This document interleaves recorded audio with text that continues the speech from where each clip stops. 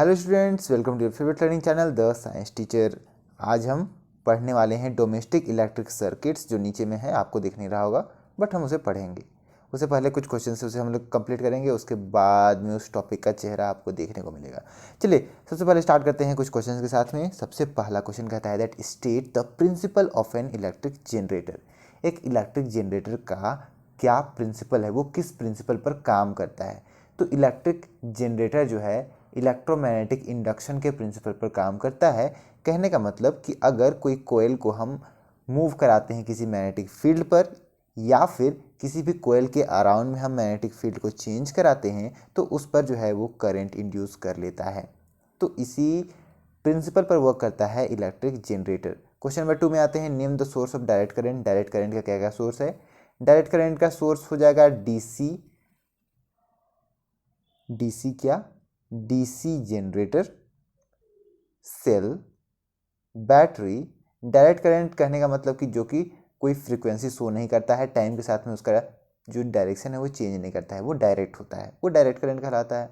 DC generator में आप देख सकते हो उसमें कम्यूटेटर लगा हुआ होता है, जिसकी वजह से जो अल्टरनेटिव करंट है वो डायरेक्ट करंट में चेंज कर जाता है। ऑलराइट, हमारा क्वेश्चन नंबर 3 कहता है which source produce alternative current. अब अल्टरनेटिव करंट का सोर्स कौन कौन सा है। अल्टरनेटिव करंट का सोर्स हो जाएगा आपका एसी जनरेटर। सेम जनरेटर है, बस उस पर कम्यूटेटर नहीं लगा हुआ है, तो वो हो गया आपका अल्टरनेटिव करंट का एक सोर्स। दूसरा सोर्स जो आपका पावर स्टेशन से जो करंट आता है वो आपका एसी करंट होता है, तो आप कह सकते हो कि पावर प्लांट से जो सोर्स आता है वो भी आपका एसी सोर्स ही होता है। चलिए इसे हम यहाँ पर इरेज करते हैं। हमारा नेक्स्ट क्वेश्चन कहता है कुछ करेक्ट ऑप्शंस को चूज करना है। कहता है कि एक rectangular coil of copper wire को रोटेट किया गया मैग्नेटिक फील्ड पर। एक मैग्नेटिक फील्ड है, उस मैग्नेटिक फील्ड पर इसे रोटेट किया गया, नॉर्थ साउथ इस तरीके से समझिए। इस पर कॉपर वायर है, उसे रोटेट किया गया। कहता है कि डायरेक्शन ऑफ इंड्यूस करंट जो है वो कितनी बार चेंज करेगा, मतलब एक बार चेंज करेगा, कितने रिवॉल्यूशन में, कितने रिवॉल्यूशन करने पर जो डायरेक्शन है करंट का वो चेंज करेगा। तो हाफ रिवॉल्यूशन, हाफ रोटेशन करने पर ये जो है अपना डायरेक्शन चेंज करता है। हाफ जब रोटेट कर जाता है तो ए बी जो साइड है वो इस साइड आ जाता है, यहाँ जो बी सी डी साइड है उस सी डी साइड की ओर में ए बी आ जाता है, तो वहाँ पर फिर से करंट का जो डायरेक्शन है वो चेंज करता है। तो हम यहाँ पर सीधा कहेंगे कि हाफ रिवॉल्यूशन में इसका जो करेक्ट ऑप्शन है वो होगा। कैसे होगा एक्सप्लेनेशन आप पिछले वीडियो में जाकर देख लीजिए।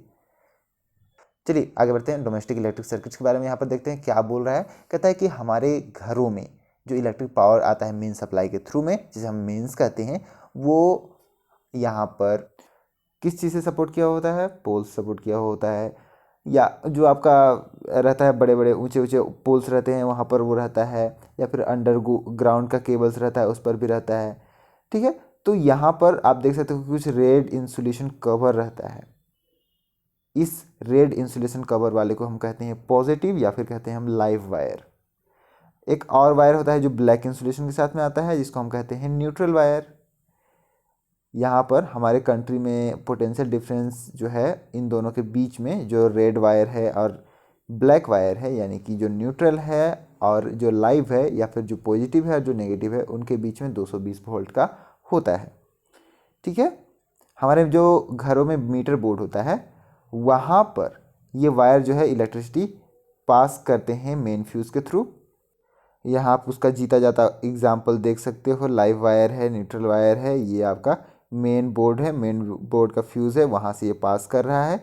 एक अर्थ वायर भी होता है, ताकि कहीं भी अगर कोई फॉल्ट हो जाए, कहीं पर भी कोई भी फॉल्ट हो जाए, तो वो जो करंट है वो किसी अप्लायंसेस को हानि ना पहुंचाए, वो सीधे जो भी करंट होगा उसे ग्राउंड तक ले जाए। और ग्राउंड जो है वो बहुत बड़ा कंडक्टर होता है। ग्राउंड एक कंडक्टर होता है और उस कंडक्टर में वो जो इलेक्ट्रिसिटी है वो चला जाता है। ठीक है, तो हमें जो भी खतरा होता है उससे हम बच जाते हैं।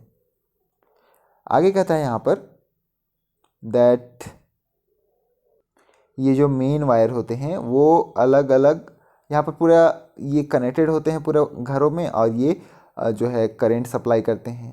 ये दो तरीके से यहाँ पर सेपरेट किए हुए होते हैं। एक 15 एम्पियर करंट जो है वो यहाँ पर सप्लाई करता है, एक 5 एम्पियर करंट को सप्लाई करता है।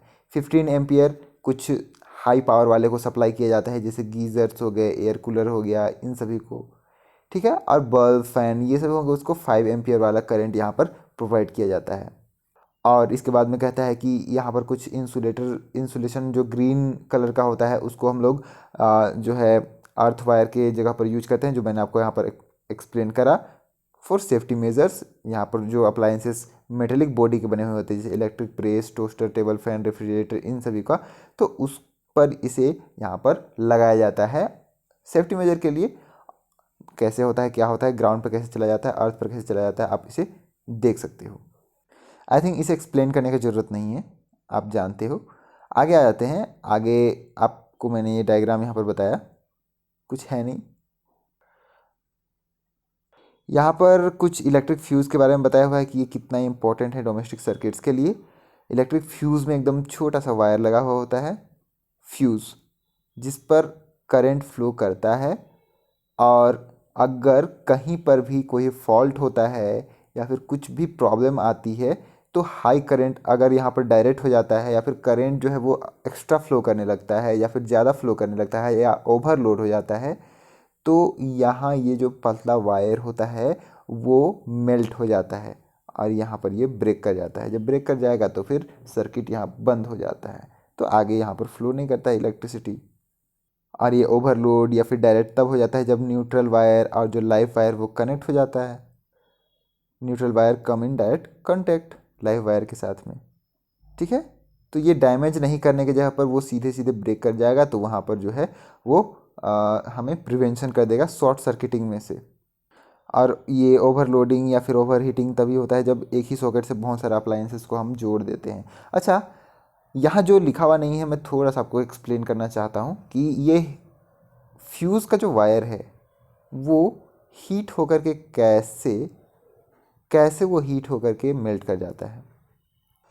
हमें सभी को पता है कि कोई भी वायर है उसका कुछ ना कुछ रेजिस्टेंस होता है। वो रेजिस्टेंस क्या करता है, इलेक्ट्रिसिटी के फ्लो को अपोज करता है, ठीक है। ज़्यादा रेजिस्टेंस होने से ज़्यादा अपोज करेगा, ज़्यादा अपोज करेगा यानी कि जो करंट फ्लो हो रहा है उसको रोकेगा, इलेक्ट्रॉन के फ्लो को वो रोकेगा। तो जब वो रोकता है तो बहुत सारा हीट वहाँ पर रिलीज़ करता है। तो जब हीट रिलीज़ करता है तो वो हीट यहाँ पर इस मेटल के मेल्टिंग पॉइंट तक अगर पहुँच जाता है तो वो मेल्ट कर जाता है कोई भी मेटल। आप नाइक्रोम वायर या फिर बहुत सारा वायर होता है जो ग्लो कराने के लिए यूज किया जाता है, स्पेशली उसको हाई रेजिस्टेंस बनाया जाता है। तो यहाँ जब बहुत सारे करंट फ्लो करेंगे, बहुत सारे इलेक्ट्रॉन फ्लो करेंगे। Alright, that's it for today, thank you.